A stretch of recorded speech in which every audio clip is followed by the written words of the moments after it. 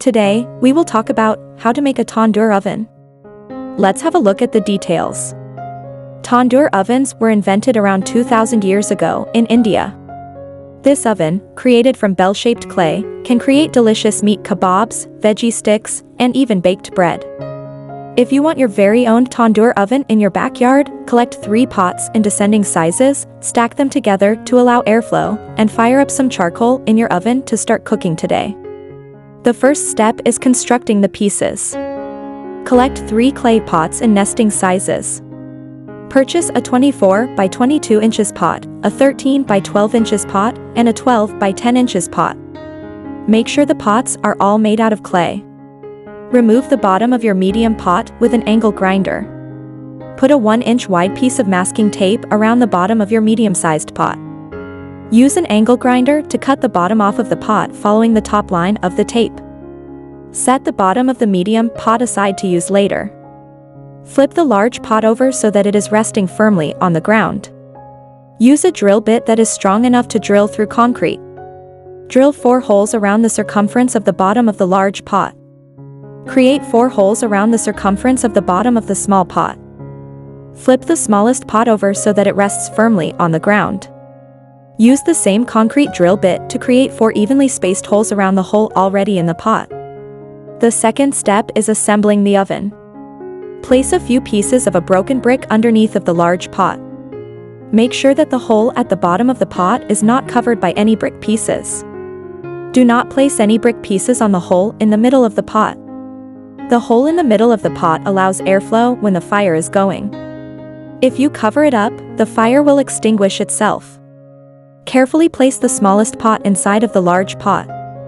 Make sure the small pot is balanced evenly on the bricks and it doesn't wobble. Place the medium pot snugly over the small pot so that the medium pot hugs the sides of the small pot. Make sure the medium pot is flat and doesn't wobble around. Fill the excess space with lava rocks or vermiculite. Fill up your large pot to its brim with rocks. Make sure there is little airflow or excess space in between the rocks. And the third step is using your oven. Place a handful of charcoal at the very bottom of the small pot through the opening in the medium-sized pot. Use a match or a lighter to light your coals. Wait until the fire catches and burns for about 5 minutes to reach a high temperature. Put skewers of meat and vegetables inside of the medium pot. Tandoor ovens work very well on small pieces of meat that are broken up and put onto wooden or metal skewers.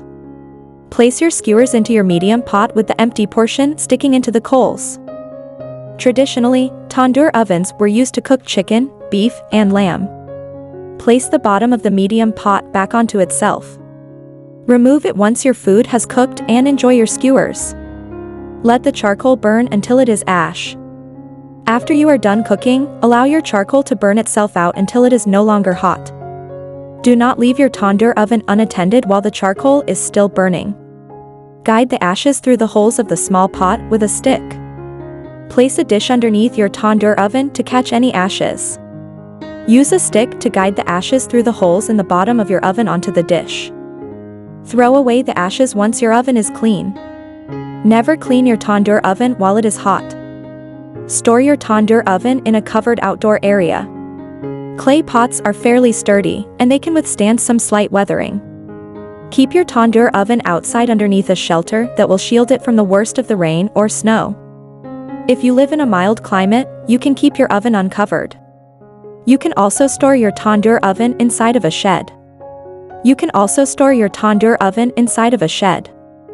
Thanks for watching this video. Please don't forget to like and subscribe to our channel if you like our videos.